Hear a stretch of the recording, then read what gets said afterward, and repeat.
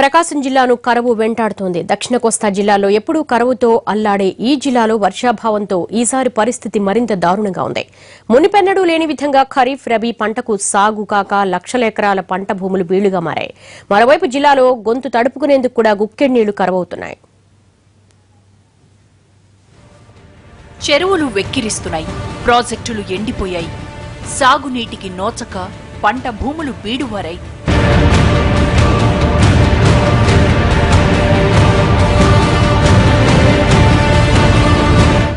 వర్షాల్లేక బోర్లు బావులు అడుగంటాయి. ఎండాకాలం రాకముందే ప్రకాశం జిల్లా పల్లెలు దాహార్తితో అలమటిస్తున్నాయి. నీటి వనరులున్న చోట జనం బారులు తీరుతున్నారు. ట్యాంకర్ వస్తే కుస్తీ పట్లు పడుతున్నారు.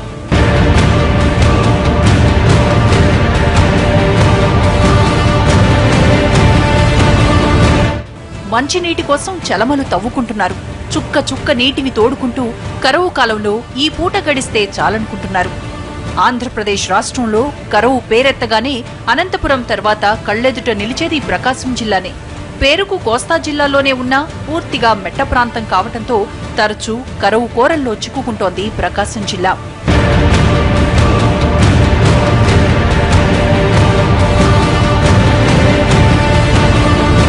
పూర్తిగా వర్షం మీదే ఆధారపడటం ఈ ఏడాది వరుణదేవుడు ముఖం చాటేయడంతో పరిస్థితి మరింత దారుణంగా తయారైంది. ప్రకాశం జిల్లాలో భూగర్భ జలాలు డిసెంబర్లోనే అడుగంటిపోయాయి. వర్షాభావంతో బోర్లు బావుల్లో చెమ్మ కనిపించడం లేదు. వాగులు వంకల్లో నీటి ప్రవాహం లేక ఇసుక దిబ్బలు దర్శనమిస్తున్నాయి.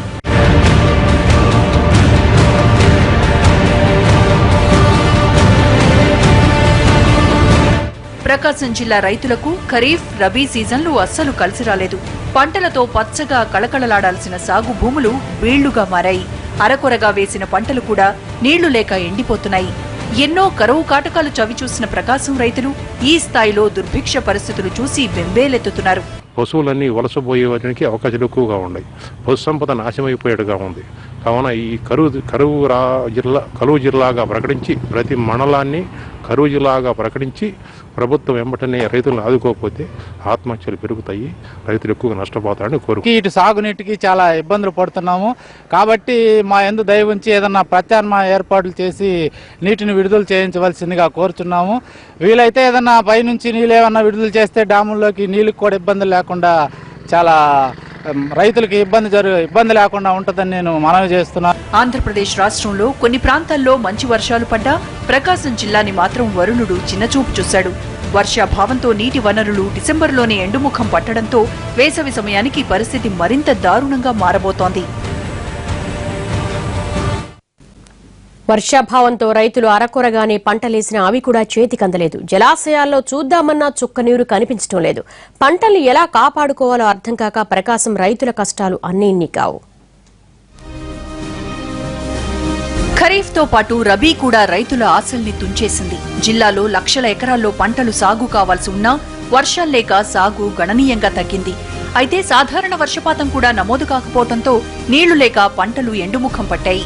కాలం కలిసి రాకపోతుందా అన్న ఆశతో రైతులు సాగు చేసిన వరి, పత్తి, సజ్జ, మిరప, కంది, వేరుశెనగ పంటలు దెబ్బతిన్నాయి. మరోవైపు వర్షాలు లేక బత్తాయి, నిమ్మ తోటలు కూడా ఎండిపోతున్నాయి.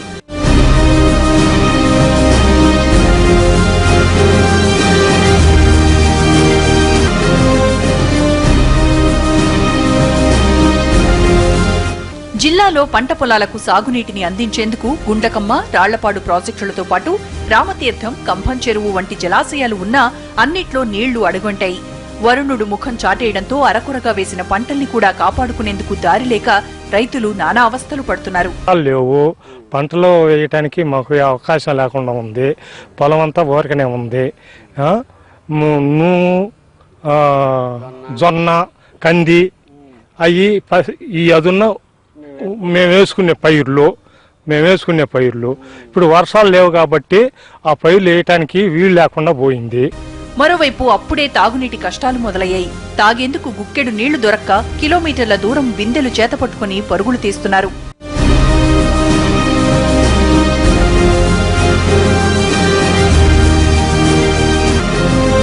ప్రకాశం జిల్లాని గత ఏడాది కూడా వర్షాభావం వెంటాడటంతో ఈ సంవత్సరం అప్పుడే తాగునీటి సమస్య తీవ్ర రూపం దాల్చింది.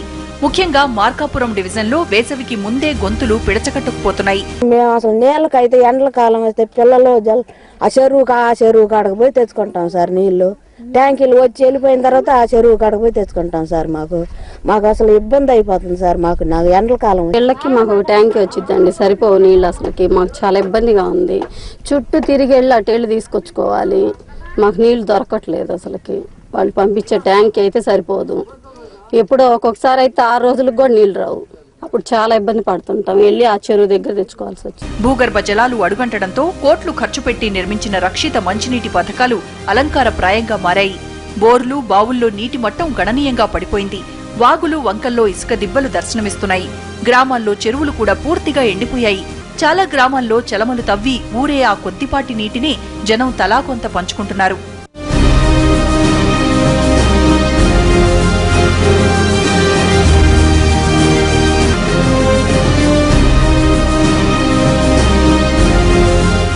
ప్రకాశం జిల్లాలోని సగానికి సగం గ్రామాలు దాహార్తితో దిక్కులు చూస్తున్నాయి. జిల్లాలో 1086 గ్రామాలుంటే దాదాపు 400 గ్రామాల్లో తాగునీటి కష్టాలు మొదలయ్యాయి. పదుల సంఖ్యలో గ్రామాలకు చలమనీరే దిక్కవుతోంది. జిల్లా కేంద్రమైన ఒంగోలు పట్టణం కూడా నీటి కోసం కటకటలాడుతోంది. వేసవికి 3 నెలల ముందుగానే తాగునీటి కొరత వేధిస్తోంది.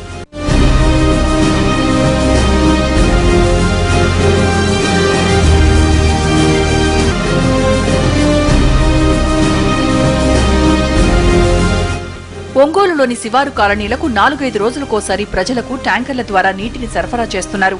తాగునీటి కష్టాలతో తమకు దారి చూపించమంటూ పలు కాలనీల జనం రోడ్డెక్కి ఆందోళనకు దిగుతున్నారు.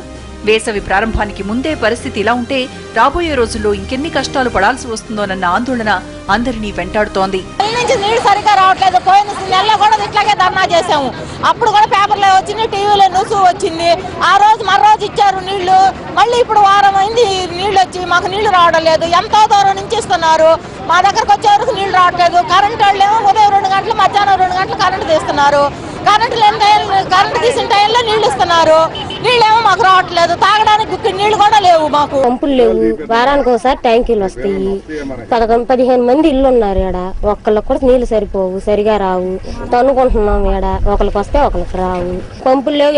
ఇళ్ళ కాడికి వెళ్తే పంపులు ఉన్న వాళ్ళు నీళ్లు లేరు. ఈ ట్యాంకీలు నీళ్లు బాగున్నా బాగాలేకపోయినా ఇయ్యే పట్టుకొని తాగాలి మేము. వరుణుడు కరుణించక ప్రకాశం జిల్లాలో ఖరీఫ్లో వేసిన పంటలు తుడిచిపెట్టుకుపోయాయి. ఇప్పుడు రబీ సీజన్ పరిస్థితి కూడా అలాగే ఉంది. ఏ తుఫాను వచ్చి 4 చుక్కలు పడకపోతాయా అన్న ఆశతో రైతులు ఎదురుచూస్తున్నా నిరాశే మిగులుతోంది. ప్రభుత్వం ఆదుకోవాలని కరువుతో నష్టపోయిన రైతులు కోరుకుంటున్నారు. తాగునీటి కొరత తీర్చేందుకు ప్రత్యామ్నాయ ఏర్పాట్లు చేయాలని ప్రకాశం ప్రజలు మొరపెట్టుకుంటున్నారు. ప్రకాశాన్ని కరువు పట్టి పీడిస్తుంటే అటు పశ్చిమ గోదావరి జిల్లా రైతాంగానికి కాలం కలిసొచ్చింది. పట్టిసీమ ఎత్తిపోతల నుంచి పోలవరం కుడి కాలువకు నీటిని తోడడంతో అప్లాండ్ ఏరియా రైతుల పంట పండింది. మునుపెన్నడూ లేనంత ధాన్యం సిరులు పండాయి. పోలవరం పూర్తయితే ఏడాదికి 3 పంటలు వేసుకోవచ్చనే ధీమాతో ఉన్నారు పశ్చిమ రైతులు. ఆంధ్రప్రదేశ్ ధాన్యాగారంగా ఉన్న పశ్చిమ గోదావరి జిల్లాలో ధాన్యం సిరులు పండిస్తోంది. నిన్న మొన్నటిదాకా డెల్టాలో మాత్రమే కళకళలాడిన వరిచేలు ఇప్పుడు పట్టిసీమ ఎత్తిపోతలతో అప్లాండ్ ఏరియాలోనూ ఆనందాన్ని నింపాయి. పట్టిసీమ పూర్తయిన తర్వాత వృధా నీటిని పోలవరం కుడి కాలువ ద్వారా అధికారులు మళ్లించారు. సుమారు 50 టీఎంసీలకు పైగా నీటిని కృష్ణా జిల్లాకు పంపడంతో ఆ జిల్లాతో పాటు పశ్చిమ గోదావరి జిల్లా దెందులూరు నియోజకవర్గంలోని మెట్ట ప్రాంతాల్లోనూ వరిచేలు కళకళలాడాయి.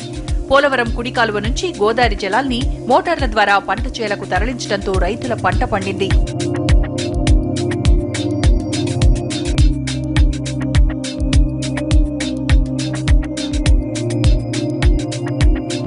ఏలూరు, పెదపాడు మండలాల్లో సుమారు 3000 ఎకరాల్లో గోదావరి జలాలు సిరులు పండించాయి. పోలవరం కుడి కాలువ ప్రవహించే దారిలో గుండేరు వాగులోకి మోటార్ల ద్వారా నీటిని తోడటంతో మొదటి పంటకు పుష్కలంగా నీరందింది. గతంలో ఎకరాకు 30 నుంచి 35 బస్తాలు పండే పంట ఈ సీజన్లో 40 బస్తాలకు పైగా చేతికొచ్చింది. రానున్న రోజుల్లో కూడా పట్టిసీమ ఎత్తిపోతల నుంచి నీరు పుష్కలంగా అందే అవకాశం ఉండటంతో పెదవేగి, దెందులూరు మండలాల్లో పూర్తి స్థాయిలో 2వ పంట సాగుకు రైతులు సిద్ధమవుతున్నారు. పట్టిసీమపై మొదట కొందరు రైతులు సందేహాలు వ్యక్తం చేసినా ఇప్పుడు పుష్కలంగా పంట చేతికొచ్చేసరికి సంబరాలు చేసుకుంటున్నారు.